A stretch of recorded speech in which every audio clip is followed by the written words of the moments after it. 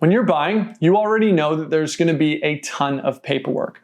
But the most important piece of paperwork in this entire process for you is going to be the offer. And unfortunately, most people have no idea what they're actually agreeing to when they sign a contract of purchase and sale. And that is exactly how people get screwed over. It's not from malice, it's rather from not knowing what's in the contract, not knowing what's in the fine print. Hey guys, my name is Ben. I'm a mortgage broker in BC, and this video is part 4 of the First Time Homebuyer series, where I walk you through the entire buying process step by step. So today, I'm gonna break down the offer, specifically what's called the contract of purchase and sale that is used in BC. Because once that contract is accepted and you remove subjects, that contract is now what's called legally binding, which means you're pretty much locked in. So if it was me, I would want to know exactly what I'm signing before I get to that point. When you found a home and you're writing up an offer with your realtor, do you know what's actually inside of that contract? Here we're going to do a quick breakdown. I'll put it up on the screen because I find it's easier to follow along that way when you can actually see it. A quick heads up, your realtor will most likely walk you through each step of this process as well, but it's best that you know what each section means and why it matters. So when you get to that stage, you can ask more specific questions that relate to your situation and the property. First, super obvious, is the purchase price. It's what you're offering to buy the home. Then you have the deposit, which is usually 5% of the purchase price, but you can put more if you want. That money will be held in trust and it will form part of your down payment later on. Then you've got subjects or conditions, things like financing, inspection, title review, strata docs. These give you time to do your due diligence and make sure that this is the home that you actually want to buy. Then you've got the closing date,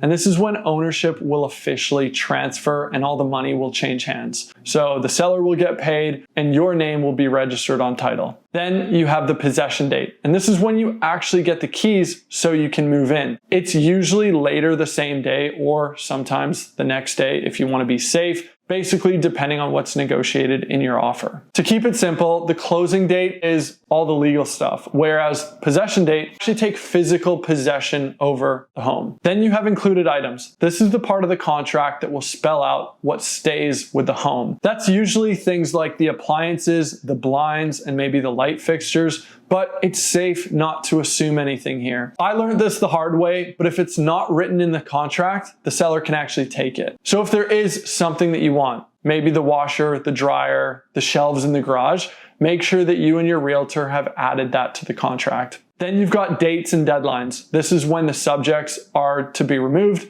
your deposit is due, and when completion will happen. But let's talk about the 2 most important subjects of any offer. The first is the money, the financing clause, which we all know is a big one. But in really simple sense, it basically says that this deal, this purchase, can only go through if my lender approves my application. Without this clause, you would be legally on the hook to purchase the property even if your financing fell through. Your lender still needs to approve that specific property. They most likely want to check the appraisal, and they're going to need to review all your documents once again. If anything doesn't line up and you don't have this clause, you could lose your deposit. Or worse, you could get sued for failing to complete the contract. And that could mean damages based on how much the seller could lose if the buyer walks. And you've got the inspection clause. This clause basically gives you the chance to bring in a professional to check the home for any major issues before you commit to buying it. They'll usually look for things like structural problems with the home, water damage, foundation cracks, basically anything that is visible that could cost you money down the road. But these inspections are not x-rays. These inspectors are trained, but they can't see behind the walls. Most inspectors will add a disclaimer saying exactly that. So what they will do is flag what they can see. So if there is something hidden, what's called a latent defect, it may not show up in your report. A quick reminder here, but you will also most likely get a property disclosure statement from the seller, but that's only if the seller knows about the issue and they choose to disclose it honestly. The bottom line here is if you choose to skip this condition and you later find out that there's like $40,000 worth of problems to the home, well, those problems are now yours. Because once you do remove those subjects, this contract is legally binding. This clause will give you the window to walk away or renegotiate if something serious comes up in that report. So it's best not to skip these two very crucial conditions unless you know you're rock solid and you understand the risks involved. In a hot market, in one that is moving very quickly, some realtors might recommend what's called a subject-free offer, and it basically makes your offer much more competitive.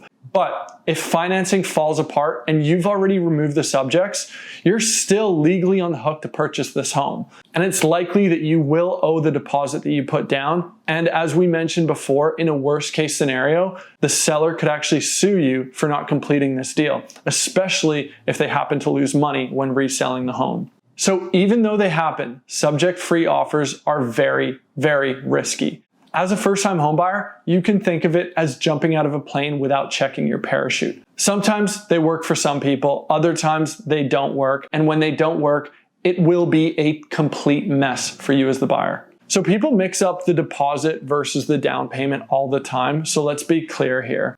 The deposit is paid right after your offer is accepted, which can happen usually within a day or two. The deposit is going to be held in trust, usually by the listing brokerage, and it more so helps to show the seller that you're a serious buyer. Whereas the down payment is the total amount of money that you're putting towards the purchase of the home. Your deposit will count towards your down payment. So as an example, let's say your down payment is $50,000 and you've already put down $25,000 as a deposit. All you're going to be doing is bringing or transferring the remaining $25,000 on closing day. Okay, so once the seller has accepted your offer, things do start to move quickly, and you usually have a few days to get these lined up. First, if you haven't done this already, you're going to need to work with your mortgage broker to finalize your financing approval. Second, if this is a condition you've already put in, it's time to schedule your property inspection. Typically, your realtor will have a few recommendations. Third, this is the time that you're going to want to use to review title and the strata documents if you are purchasing a condo or a townhome. Lastly, this is the time for you to take to decide whether or not you will be removing subjects to the purchase of this home. If you have decided to remove the subjects and you want to move forward, this is when your deposit will be handed over. From there, your lawyer or your notary will take over and start preparing everything for closing day. At this point, I'm sure that you're already working with a great realtor, so your realtor will walk you through most of this step by step, but it's still best to know exactly what you're signing before you get to this stage. Don't just rely on this contract because it's quote unquote standard. That is exactly how most people are going to get screwed over, confused, or stuck in this process.